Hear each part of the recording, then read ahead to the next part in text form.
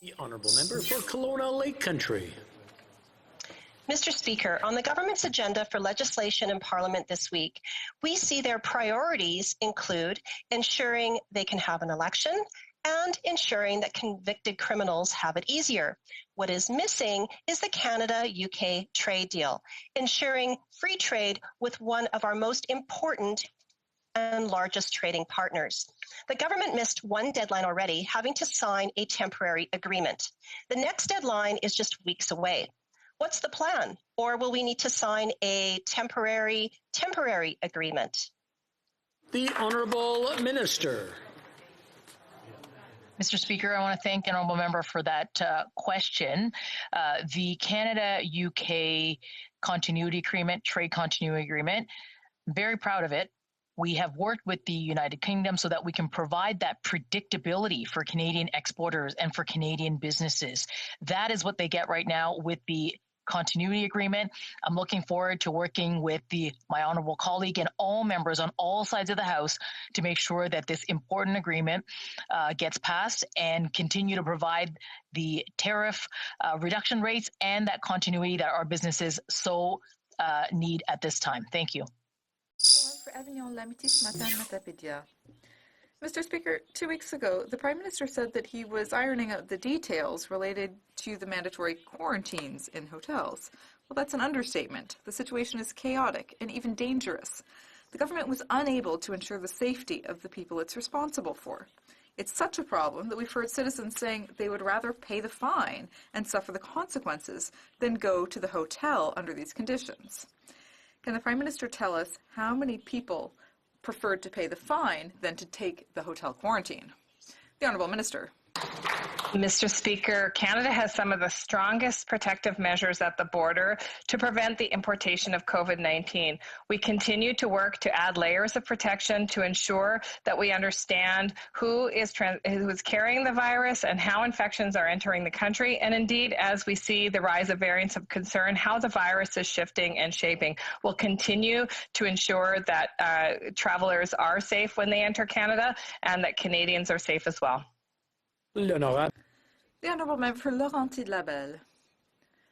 Mr. Speaker, there's still more mismanagement in the hotel quarantine saga. The rules that apply to travelers arriving by air do not apply to those arriving at our land borders. So what's happening? People fly to Burlington, get on a bus, cross the border, and circumvent the mandatory quarantine at the hotel. Mr. Speaker, the goal of these measures is supposed to be to limit non-essential travel, regardless of the method of transportation used. So why don't the same rules apply to all non-essential travelers? That would make sense, wouldn't it? The Honourable Minister. Monsieur le Président, comme Mr. Speaker, as my colleague from the Bloc Québécois knows well, we have some of the strictest measures in the world. There are, of course, the air traveler conditions, and there are also additional rules considering land travel. Now, would the Bloc Québécois prefer that there be no measure and that we stop controlling both air and land borders? Is that what I am to understand?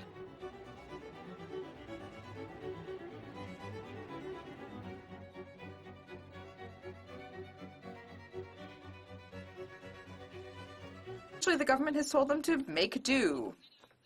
And now they're telling them to make do in the second wave as well. And as vaccines start coming in, it's the same women who are going to be doing the vaccinations. They're carrying the entire burden on their shoulders. When will the government finally recognize their sacrifices and help them by increasing the health transfers? L'Honorable Ministre. Thank you, Mr. Speaker. As I've said repeatedly, we'll be there for provinces and territories as we have been all along. In fact, when we talk about gender equality today, it's important to remember that not only did we support immediate responses in long-term care, support provinces and territories in the extraordinary expenses they faced as a result of the pandemic, but we also topped up the wages, Mr. Speaker, for provinces and territories' essential workers that are often women. Mr. Speaker, we have been there for provinces and territories before the pandemic, throughout this historic health crisis, and we'll be there as we recover. Mr. Speaker, but we will not stop the rest until we have a zero tolerance gate.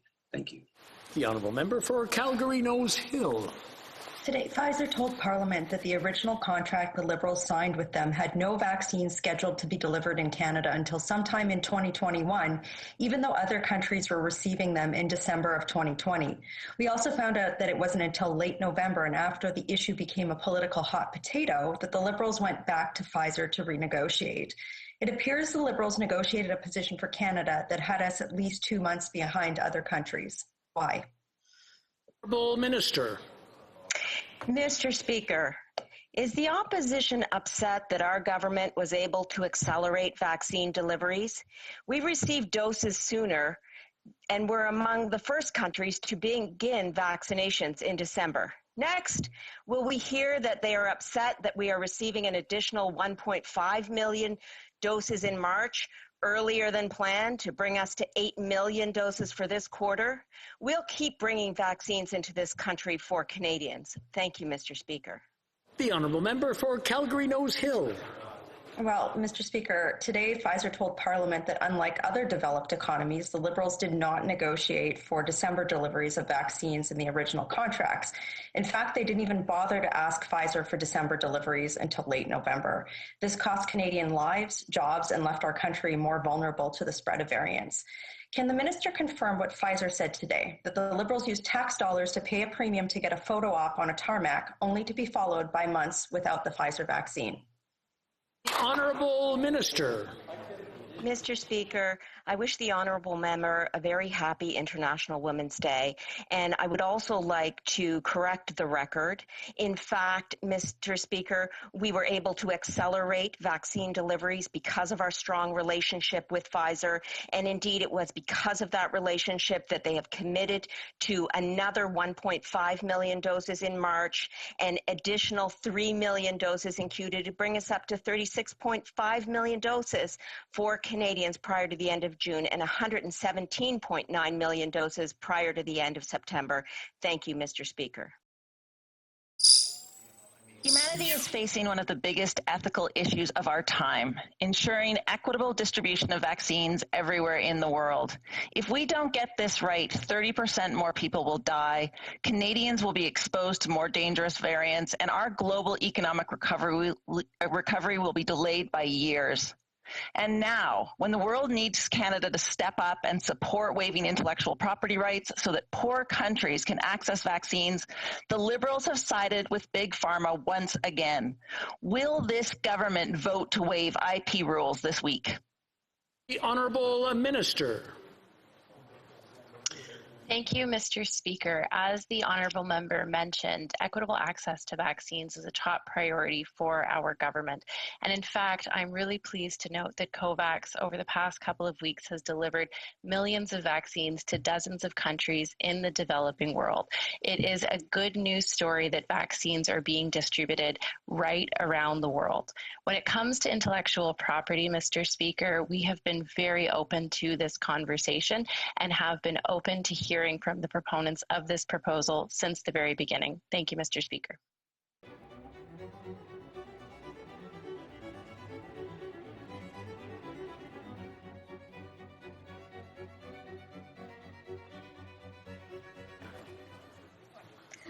Mr. Speaker, the minister said that international farm workers arriving on flights would be exempt from hotel quarantine until March 15th. But now, we're hearing from farmers from the Prairies and the Maritimes that the Liberal government is forcing workers to quarantine in Toronto hotels before proceeding to farms. Left hand, right hand, Mr. Speaker, as the largest number of farm workers are now set to arrive. Will the minister do the right thing and give certainty about getting workers straight to their farms without delay? The Honourable Minister. Mr. Speaker, I want to thank the provinces, territories, and indeed my ministerial colleagues for working so hard to ensure that we can ensure the arrival of temporary foreign workers to do their important work for Canadians in a safe manner. This is an all-hands-on-deck approach where we are making sure that temporary foreign workers have a safe place to quarantine, that they have supports from the provinces, territories, indeed the farmers, and of course the federal government will continue that hard work, Mr. Speaker. Honorable Député de Shefford. The Honourable Member for Shefford. Mr. Speaker, seniors are the most affected by the pandemic, but they are the ones who are least supported by the federal government, and it's even worse for women, who are the most likely to live in poverty after 65. That is why the Bloc Québécois is demanding a $110 per month increase in the old age pension for those 65 and older.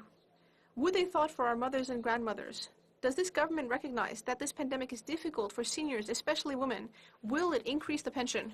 The Honourable Minister. My honourable colleague for the question. What the Bloc motion today fails to recognise is the full range of challenges that seniors face, and that we have been supporting seniors with direct financial support and enhanced programs. Our government recognises the pressures on older seniors, and as seniors age, their financial security often decreases and their needs increase. That's why our government recognises this need and will help address it by increasing old age security by 10% for seniors aged 75 and up. We've taken significant actions to support seniors, especially during the COVID-19, and we'll always stand with seniors. Le député de Shefford. The Honourable Member for Shefford. Mr. Speaker, we don't need to increase the pension only from 75 up. We need to do it from 65 and up. Now, from out of all Canadians, seniors had the longest and strictest lockdown. They are the most affected by price increases and the virus, of course. And they are the ones most affected by isolation, which affects their mental health, but which also speeds the cognitive decline of the most fragile seniors. During the election campaign, the government promised to increase the old age pension. Its promise to seniors was already not enough, but now it's been reduced to nothing. When will this government finally increase the pension as of 65? Sure. Mr. Speaker, many Canadians have faced significant challenges due to COVID-19, and to support seniors, our government issued special one-time payments for those who receive OAS, GIS, and the GST credit. Altogether, we provided over $1,500 for a low-income senior couple, all tax-free. We'll continue to support seniors and all Canadians during this pandemic. We remain committed to increasing old age security by 10% for seniors age 75 and up. Aaron Mills. Mr. Speaker, this International Women's Day comes after a long year of combating COVID. Women have been at the forefront of the pandemic's impact, and as we move forward towards recovery, can the Parliamentary Secretary to the Minister of Women and Gender Equality update this House on how the recent launch of the Feminist Response and Recovery Fund would provide support to essential organizations working at the front lines to ensure the safety and security of women? The Honourable Parliamentary Secretary. Thank you, Mr. Speaker, and I want to thank my colleague for advocacy and hard work on women's issues. Canada's recovery from this pandemic depends on ensuring that Canadian women are working and safe. The $100 million Feminist Recovery and Response Fund will support local, regional, and national efforts to end violence against women and girls, improve their economic security, and to increase their participation in decision-making roles.